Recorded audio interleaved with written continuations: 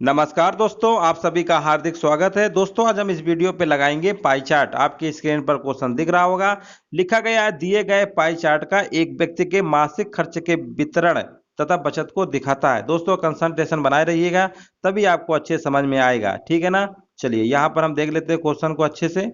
अब आपको दिख रहा होगा, यहाँ पर देखिए पूछा क्या गया है क्वेश्चन। यदि एक व्यक्ति का मासिक वेतन 6,000 रुपया है तो कितने मदों पर वह 1,000 रुपया से अधिक खर्च करेगा। 1,000 रुपये से अधिक, यहाँ पर सब परसेंटेज में दिया गया है। ठीक है ना। ये तो बचत का, इसको छोड़ दो। यहाँ पर मद, यानी यहाँ पर देखना है कितने मदों पर, यानी कपड़े, मकान भाड़ा, भोजन, पेट्रोल, मनोरंजन, मतलब किसमें से इसका अधिक आ रहा है। तो पहले परसेंटेज निकाल लेते हैं। 1,000 रुपया लिखा हुआ है ना, अधिक 1,000 लिख लेंगे। और टोटल हमारा मासिक वेतन दिया हुआ है 6,000, इसको बटे में लिखेंगे, परसेंटेज यानी 100 से मल्टीप्लाई कर लेंगे और 3 जीरो से 3 जीरो काट देंगे, 100/6, यानी ये आपका आ जाएगा 16 से 2/3%। ठीक है ना। अब देखो 16 से 2/3% से कहाँ कहाँ पर अधिक है। तो आप कहेंगे कि मकान भाड़ा पे अधिक है, और कहाँ पर है, एक बचत पे तो है, लेकिन बचत का तो पूछा नहीं गया है। पूछा गया खर्च करेगा, यानी खर्च का निकालना है, इसको तो वैसे भी छोड़ देंगे। तो आपका एक ही मद है, वो कौन सा है, मकान भाड़ा। तो इसका ऑप्शन नंबर फर्स्ट के साथ जाएगा। उम्मीद है ये आप बात तो समझ गए होंगे। आगे बढ़ते हैं क्वेश्चन नंबर 22। यहाँ पर देखिए, यहाँ पर क्या पूछा गया है। यहाँ पर पूछा गया है वह व्यक्ति 1,800 रुपये प्रतिमाह निम्नलिखित में से किस मद पर खर्च करता है। अब देखिए 1,800 रुपये खर्च करता है, कुछ नहीं है, आपको परसेंटेज निकाल लेना है। टोटल इसके पहले हमें दिया हुआ था, पहले वाले प्रश्न में कितना है, मासिक वेतन 6,000 है। टोटल हमें पता है 6,000 है, बस आपको निकाल लेना है 1,800 का 6,000 कितना परसेंट होगा। तो 1,800 लिखेंगे और बट्टे में लिखेंगे 6,000 इंटू 100 परसेंटेज में आपको निकालना है। यहाँ पर 3 जीरो है, यहाँ पर 2 जीरो है, 1 जीरो ये काट दो, 6 3 18, तो आप कहेंगे 30%। अब देखिए 30% वाला कहाँ पे लिखा हुआ है, और यहाँ पर ध्यान रखिएगा खर्च की बात हो रही है, तो खर्च वाला यही है, यानी मकान भाड़ा। इसका राइट आंसर होगा ऑप्शन नंबर 2 के साथ जाएगा। इस तरीके से आपको ग्राफ समझ के अच्छे से लगाना है। आगे बढ़ते हैं क्वेश्चन नंबर 23। यहाँ पर देखिए क्या पूछा गया है। पूछा गया है पाई चार्ट में पेट्रोल पर खर्च का खंड केंद्र पर कितने डिग्री का कोण बन रहा है। अब देखिए पेट्रोल की बात हो रही है, तो सबसे पहले पेट्रोल वाले कॉलम में पहुंचेंगे। आप तो कहेंगे 10% है, हमें पता है 10%। और इधर सॉरी, यहाँ पर देखिए दोस्तों, सबसे पहले आपको ये पता होना चाहिए 100% हमेशा 360 डिग्री के क्या होता है, बराबर होता है। ठीक है ना। 100% कही है या डिग्री में 360 कही है, बात एक ही है। अब प्रश्न में बोला गया है 10%, यानी पेट्रोल का पूछा गया है। 100% हम जानते हैं इसके इक्वल होता है, 10% निकालना है, तो आप कैसे निकालेंगे, 360/100 इंटू 10 कर देंगे, जीरो से जीरो काट लेंगे, आपका आ जाएगा 36 डिग्री, जो कि ऑप्शन नंबर तीसरा बिल्कुल सही हो जाएगा। अब हम आगे बढ़ते हैं क्वेश्चन नंबर 24। यहाँ पर देखते हैं क्या पूछा गया है। क्वेश्चन को आपको ध्यान से पढ़ना है, समझना है, तभी आप समझ पाएंगे, अदरवाइज नहीं समझ पाएंगे। यहाँ पर थोड़ा सा ऑप्शन आप देख लीजिए, ठीक है ना, और हल्का सा थोड़ा छोटा कर देते हैं। यहाँ पर देखिए लिखा गया है यदि ये मान लिया जाए कि दिया गया पाई चार्ट 6,000 रुपया प्रतिमाह वेतन वाले एक व्यक्ति के खर्च को दिखाता है, तो ज्ञात कीजिए दिए गए पाई चार्ट तथा एक अन्य पाई चार्ट की त्रिज्याओं का अनुपात क्या होगा, जो 1,500 रुपये प्रतिमाह वेतन वाले एक अन्य व्यक्ति के खर्च को दिखाता है। तो देखिए दोस्तों, यहाँ पर जो दूसरा वाला हमारा पाई चार्ट बनेगा, उसकी त्रिज्या कुछ भी हो सकती है। ठीक है ना। ये तो हमारा पहला वाला दिया है, तो इसलिए इसको हम निश्चित नहीं कर सकते हैं। तो इसका जो ऑप्शन जाएगा, ऑप्शन चौथे नंबर के साथ जाएगा, कुछ भी इसका डाटा नहीं दिया हुआ है, तो इसलिए हम निश्चित इसे नहीं कर सकते हैं। तो ऑप्शन नंबर जाएगा किसके साथ, 4 नंबर के साथ जाएगा। बस आपको ऐसे ही डायरेक्ट आंसर दे देना था। अब हम आगे बढ़ते हैं, और यहाँ पर देखिए पूछा गया है व्यक्ति द्वारा मकान भाड़ा पर किया गया खर्च उसके पेट्रोल तथा भोजन पर किए गए कुल खर्च से कितना प्रतिशत अधिक है। इस टाइप के भी हमने सवाल कई सारे करवाए हैं। मकान भाड़ा पे देखेंगे आपका 30% है। इसके बाद लिखा हुआ है उसके पेट्रोल तथा भोजन पर, पेट्रोल भोजन पे पहुंच जाइए, पेट्रोल आपका ये है, भोजन आपका ये है, टोटल आपका 25% है। इधर आपका 25% है, इधर आपका 30% है। कितना अधिक है, तो आप बोलेंगे 5 अधिक है। बटे में कितना आएगा, 25 इंटू 100 परसेंटेज निकालना है, 5 में 25 होता है, 5 दूनी 10 जीरो, तो आप कहेंगे इसका राइट आंसर 20% होगा। ऑप्शन नंबर तीसरे के साथ इसका आंसर चला जाएगा। उम्मीद है यह बात आप समझ गए होंगे। अब हम आगे बढ़ते हैं। दूसरा हमारा पाई चार्ट शुरू होता है 81 नंबर से लेकर 84 नंबर तक।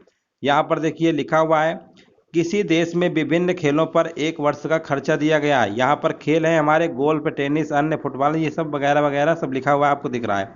अब यहाँ पर हम बात करते हैं यदि वर्ष में खेलों पर, यहाँ पर लिखा हुआ है कितना, 1,50,00,000। थोड़ा सा बड़ा कर देते हैं, आप तब आपको और अच्छे से दिख जाएगा। चलिए क्या हो रहा है देखो अब आपको दिख रहा होगा अच्छे से, ठीक है ना। चलो तो यहाँ पर देखो, यहाँ पर लिखा हुआ है 1,00,000 कितना है, 1,50,00,000 की राशि खर्च की गई। तो क्रिकेट और हॉकी को मिलाकर कितनी, अब देखो क्रिकेट हॉकी की बात हो रही है, तो आप कहेंगे 25 और 15 जोड़ेंगे 40, यानी इसी का 40% निकाल लीजिएगा।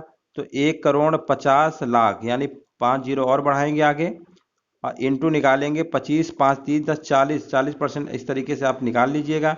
जीरो जीरो काट लीजिएगा, 15 चौको 60, यानी कहाँ पे 6 जीरो है, यहीं पे। तो ऑप्शन नंबर आपका ये आंसर हो जाएगा 60,00,000, ठीक है ना। उम्मीद है यह बात आपको समझ में आ गई होगी। कुछ नहीं था, बस इसका परसेंटेज निकाल के इसका गुणा कर देंगे, आपका आंसर आ जाएगा। आगे बढ़ते हैं क्वेश्चन नंबर 82 नंबर पे। 82 नंबर पे देखिए क्या पूछा गया है। पूछा गया यदि वर्ष में खेलों पर कुल, यहाँ पर कितना है, 1,20,00,000 है। चलिए 1,20,00,000 है, यहाँ पर भी लिखा हुआ है 1,20,00,000 की राशि खर्च की गई है। तो बास्केटबॉल पर कितनी राशि खर्च की गई है। अब देखो बास्केटबॉल का परसेंटेज हमें दिया हुआ है 12.5% है। 12.5% की फ्रैक्शन वैल्यू कितनी होती है, याद होनी चाहिए, 1/8 होती है। यानी इसमें से 8 से भाग आपको देना पड़ेगा। 8 एकम 8, 8 पंचे 40, यानी 15 के समथिंग कुछ आंसर जाएगा। तो ऑप्शन नंबर इसका हो जाएगा 15,00,000 हो जाएगा, ठीक है ना। ऑप्शन नंबर कौन सा जाएगा, डी नंबर के साथ चला जाएगा। उम्मीद है ये भी आपको समझ में।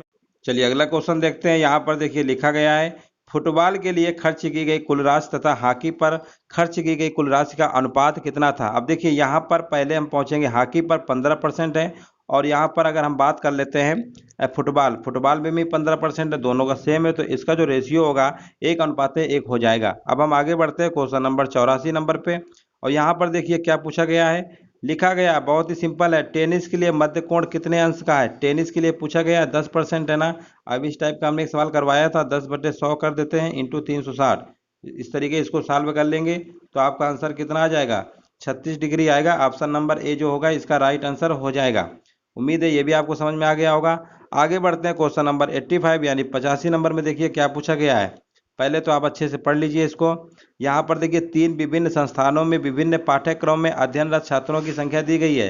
संस्थान एक्स, वाई और जेड, 3 संस्थान हमारे दिए गए हैं, और ये हमारे कोर्स हैं MCA, MMS, इस तरीके से दिए गए हैं, MSc, BTech, B Pharma।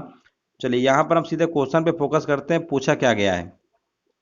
तो यहाँ पर देखिए अब आपको दिख रहा होगा, ठीक है ना। तो देखिए थोड़ा सा जूम कर देंगे अभी, देखो यहाँ पर लिखा हुआ है तीनों संस्थानों को मिलाकर MCA में पढ़ने वाले छात्रों की संख्या और अनुपात पूछा गया, और MCA और MSc में पूछा गया है। याद रखिएगा MCA और MSc, MCA और MSc, MCA और MSc पूछा गया है, MCA और MSc। देखो MCA आपका कौन सा, तीनों में पूछा गया है। MCA तो आपको ये वाला है, इनको जोड़ लीजिए, और MCA के बाद MSc था, MSc में तीनों आपका एक ये वाला आएगा, एक ये वाला आएगा, एक ये वाला, बस इन्हीं का रेशियो आपको निकाल लेना है और कुछ नहीं करना। इसको जोड़ेंगे कितना आएगा, यहाँ पर आएगा 5 और 3 2 5 7, यानी 375 आएगा। और इधर जोड़ लेते हैं, इधर हमारा कितना आएगा, 5 5 10, जीरो आएगा, और 5 2 7, 7 और 1 कितना होगा, 8 होगा, ठीक है ना। और यहाँ पर 2 2 4 6, 6 आएगा ना, 5 2 7, ठीक है, और यहाँ पर 6, सही है, देख लो। सॉरी गलत हो गया है, इसको एक बार फिर से जोड़ लेते हैं। यहाँ पर गड़बड़ जोड़ दे, देखो ऐसे जोड़ लो ना, 2 2 4 600 हो गया ना, 675 आएगा। कितना आएगा, 675। बस अब इसको सिंप्लीफाई कर लेते हैं।